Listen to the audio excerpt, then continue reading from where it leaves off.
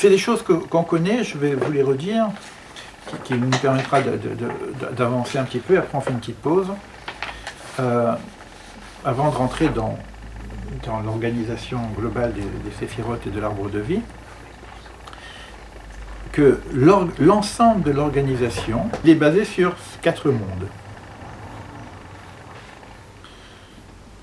On a parlé du monde de la Tzilut, qui est le monde de l'émanation, ou on pourrait dire éventuellement la pensée. D'accord ? Avant, il y a une volonté. Il y a une volonté de créer. Mais on sait que la création existe. Ça, c'est un fait. Donc on sait qu'il y a un projet, qu'il y a un créateur. Donc nous, on parle du point de vue de la création, de la créature que je suis, et que donc il y a eu un projet. Alors ce projet, il est dans l'ordre de l'émanation. Après, je peux dire c'est quoi le projet? Ben, c'est ce que je vois. Ben, non, parce que ce que tu vois, c'est pas fini. Il faut attendre la fin du projet pour savoir ce qu'il veut. Nous, on est dans l'organisation du projet. On est en une époque intéressante. Les choses se dessinent, mais on ne sait pas vraiment ce qu'il veut. D'accord? Donc, après, il va y avoir, pour savoir ce qu'il veut, puisqu'on ne peut pas le voir simplement par le visible, il nous envoie une missive, ce qu'on appelle la Torah, qui est codée. Donc, c'est un plan qui est codé. Parce qu'on ne sait pas vraiment ce qu'il veut, mais si, moi je te l'ai donné, je te l'ai envoyé. D'accord? Ah oui, mais je ne sais pas lire. Ben apprends, étudie. Pourquoi il ne l'a pas dit d'une façon claire? Parce qu'il nous demande de participer au travail. Et il travaille à tous les niveaux. C'est-à-dire que le simple forgeron va aussi avoir son projet, mais à son niveau à lui. Et en fonction de ta sensibilité, de ta personnalité, de ton désir, etc., tu vas, à ce qu'on a vu tout à l'heure, rentre à l'intérieur, creuse, etc. Tu vas rentrer soit dans le drage, dans l'approfondissement, soit dans un truc plus accessible. Peut-être la générosité, la bonté, la nature. Chacun va trouver un moyen, à son niveau, de participer à ce projet. C'est en cela que c'est codé. C'est pas codé simplement pour dire que je me cache. D'abord, je me cache parce que sinon, si c'est trop visible, ben, j'ai pas de liberté. Il y a une notion de liberté, il y a une notion de participation, de construction nous-mêmes. Donc, Bina, ça veut dire construire. Ne lisez pas mes enfants, mais mes constructeurs. Qui crée Bonaïr ala Banaïr. Ne dites pas mes enfants, mais mes constructeurs. Nous, enfants de Dieu, nous devenons les constructeurs du projet. Et chacun va trouver sa place dans l'ensemble de ce projet. D'accord? Donc, on aura donc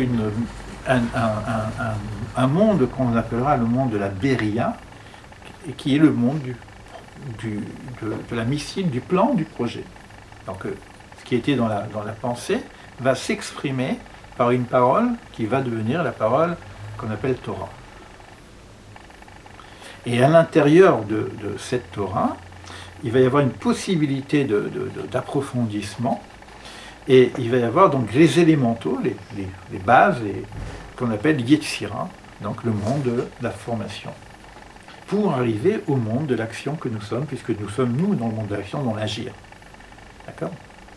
Ces 4 niveaux, dans l'étude, on va les retrouver aussi. Il y a un niveau de l'étude qu'on appelle le pshat. Le pshat, c'est le littéral. C'est-à-dire, je lis le texte et j'essaie de comprendre de quoi il parle. Ça s'appelle le pshat. De quoi ça parle?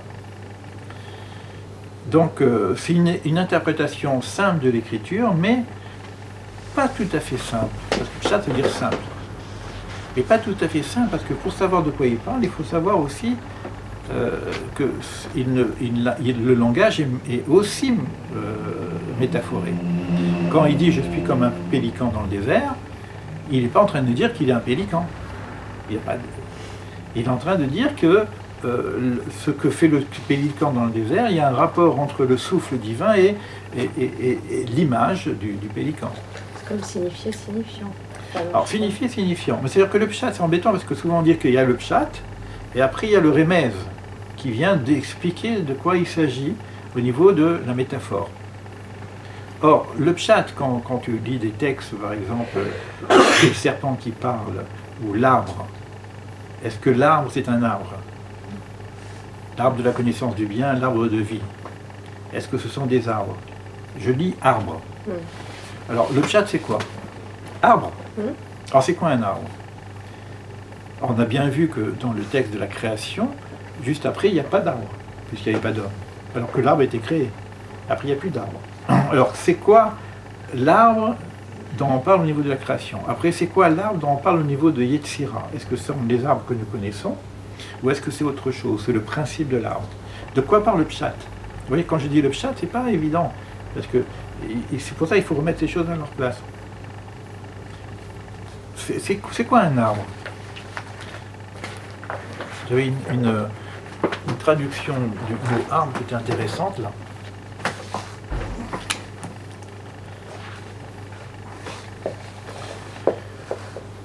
C'est quoi la fonction première de l'arbre?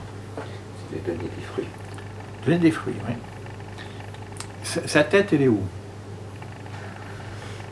Sa tête, elle est dans le ciel, et ses racines sont sur la terre. Donc on a une relation, pour que les fruits sortent, de lien entre le ciel et la terre.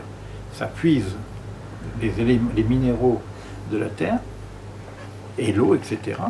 Ça fait monter la sève, et après ça va donner des fruits. Mais il faut recevoir, pour que ça donne des fruits aussi, des éléments du ciel, de la lumière du ciel. Il y a une alchimie dans l'arbre qui est assez intéressante. On peut parler du principe de l'arbre, de l'alchimie de l'arbre, de ce principe, si tu veux, de pouvoir donner des fruits dans la mesure où il a ses ressources qui viennent de la terre et il a ses ressources qui viennent du ciel. S'il n'y a pas d'eau, il n'y a pas d'arbre, il n'y a pas de fruits. D'accord? S'il n'y a pas de terre, il n'y a pas de fruits. S'il n'y a pas de ciel, il n'y a pas de fruits. Donc c'est quelque chose. Donc on peut le voir au niveau métaphorique maintenant. Quand on parle de l'arbre, on peut parler du principe de l'arbre. Aussi bien dans Bereshit que même dans Yetzira. Quand on va parler de l'arbre de la connaissance du bien et du mal, c'est pas une pomme. Et lorsque les sages posent la question, est-ce que c'est un pommier, ou est-ce que c'est une vigne, ou est-ce que c'est un figuier, ils ont un discours qui est totalement métaphorique. Et là, on est dans le sens littéral. C'est pour ça que le pshat, mon maître, en tout cas Manitou à la Vacharon, donc le Rav Dion Askenazi, disait que pour comprendre le pshat, il faut avoir tous les autres éléments pour savoir de quoi parle la Bible lorsqu'elle me dit « Et le serpent parlait avec Ève ». D'accord? Donc il faut avoir tous les éléments. Donc, le Remez, qui est donc la deuxième niveau d'interprétation, qui est, qu'on va dire, la partie allusif du texte, va être le premier niveau de décodage. Et après, j'ai le drash, qui est l'approfondissement. Mais c'est intéressant de voir que pour le Remez, j'ai des textes qui viennent m'aider, parce que les sages discutent ces choses-là. Comme pour le pshat, il y a des textes qui viennent m'aider, de quoi ça parle. Et pour le drash, j'ai aussi le midrash. Un livre, des livres qui s'appellent le midrash. Comme le Zohar, par exemple, c'est un midrash. Bien qu'il y ait aussi du sod dedans. Et après, j'ai des textes qu'on appelle totalement métaphysiques, où il n'y a plus de notions concrètes de ce dont on parle. Et ça va parler de l'équilibre de la balance, des choses comme ça, ou ça va parler des séphirotes, des machins comme ça, donc de chiffres et de lettres, et ça s'appelle le sod.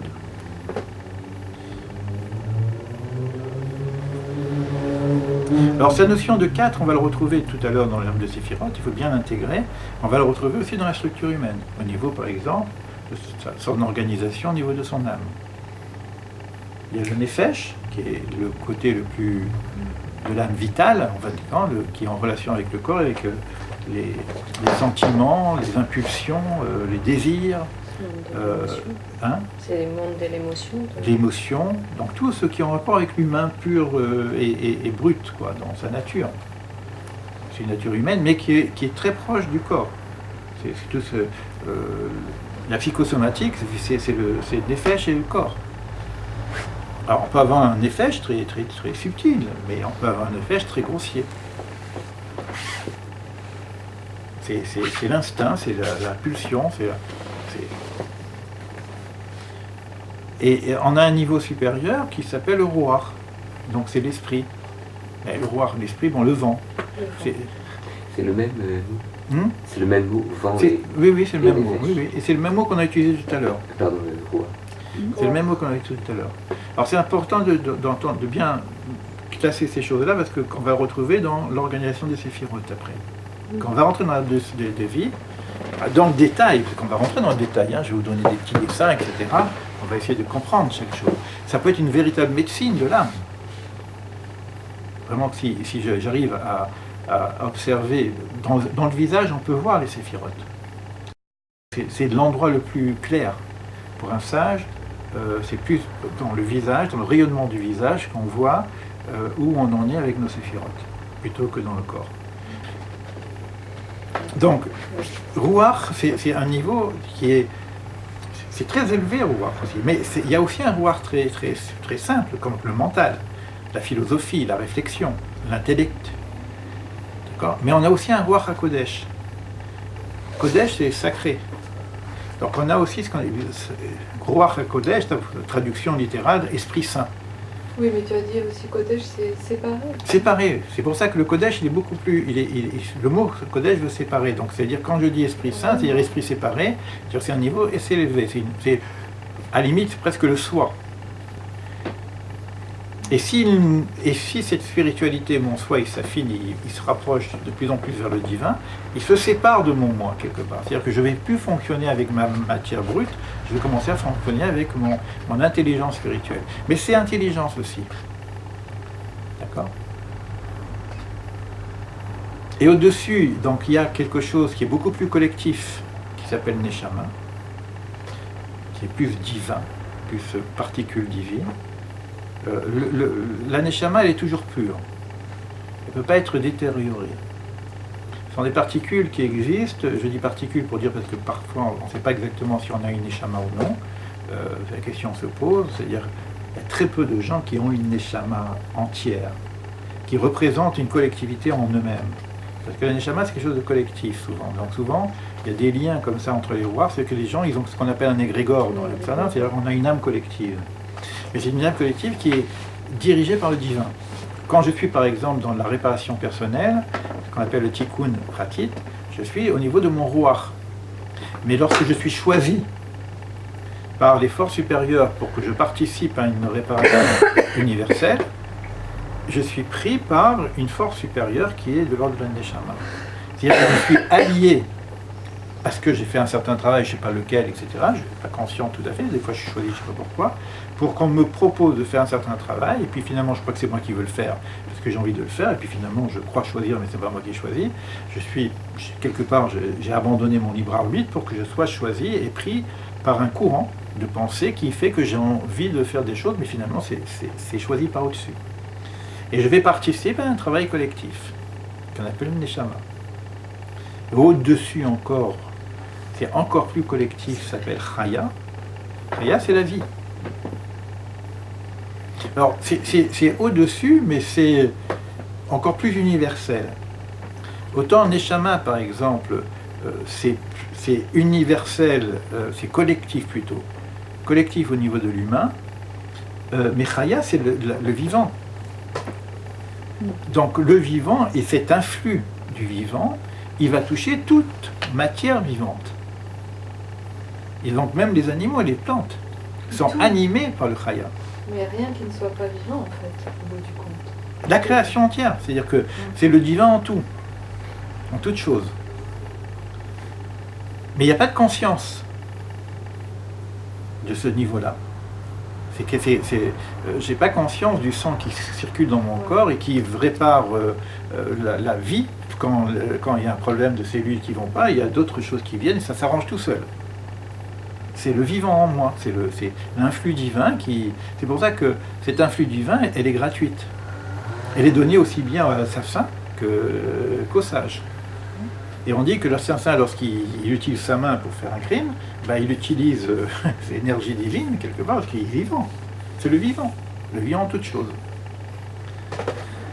Et au-dessus, c'est le Yichud. Yechida. Yechida, c'est l'unité. C'est le principe 1, c'est Dieu, quoi. C'est l'essence divine. Yechida, c'est 1.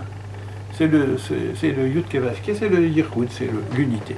On va voir, c'est le dernier bout de mon truc pour arriver à l'unité. C'est le principe de tout ce qu'on apprend avec la Advunot, hein, parce que la finalité, c'est l'unité.